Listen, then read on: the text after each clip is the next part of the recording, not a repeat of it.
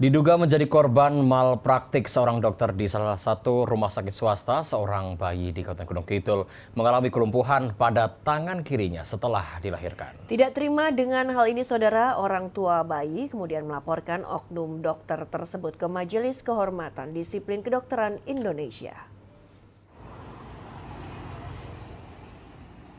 Seorang bayi di Kabupaten Gunung Kidul alami kelumpuhan pada tangan kirinya setelah diduga menjadi korban malapraktik seorang dokter di salah satu rumah sakit swasta di Gunung Kidul. Nurul Hidayah, warga Gunung Kidul, ibu dari bayi, menjalani proses persalinan di salah satu rumah sakit swasta. Pada April 2023 lalu, Nurul dibawa ke rumah sakit untuk menjalani proses persalinan. Di tengah proses persalinan, Nurul meminta kepada pihak rumah sakit agar dilakukan operasi sesar. Namun, tidak dilakukan. Dokter justru melakukan persalinan secara normal dan melakukan vakum tanpa persetujuan dari orang tua.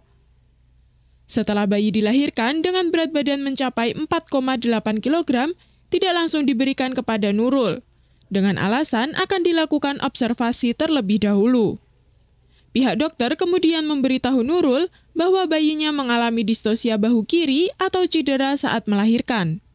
Tidak ada patah tulang, jadi kemungkinan besar yang rusak dari anak saya adalah sarafnya. Untuk saraf itu saya sudah tahu bahwa penyembuhannya pasti akan sangat lama dan belum tentu sembuh. Kita punya pilihan untuk melahirkan tanpa risiko cacat tersebut. Jadi apabila tadinya saya disesar, dengan tanda-tanda yang sudah sebanyak itu, tidak akan terjadi cedera pada anak saya.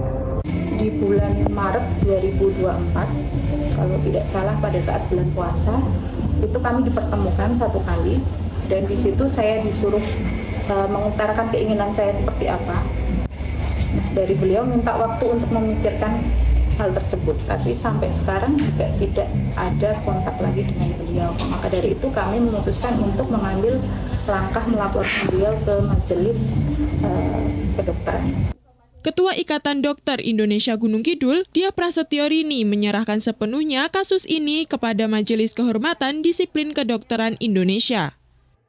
Kalau saya sebagai Ketua ID, terus terang saya serahkan proses yang ada ke MKDKI.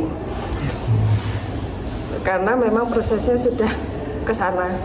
Jadi kita tunggu, dan juga Dokter Anita itu kan sebagai bagian dari POGI.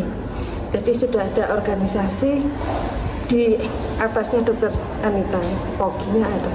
Selain dilaporkan ke MKDKI, saat ini oknum dokter tersebut juga sudah diadukan ke Polres Gunung Kidul dan telah sampai ke tahap penyelidikan. Dari Gunung Kidul, Aditya Putratama melaporkan.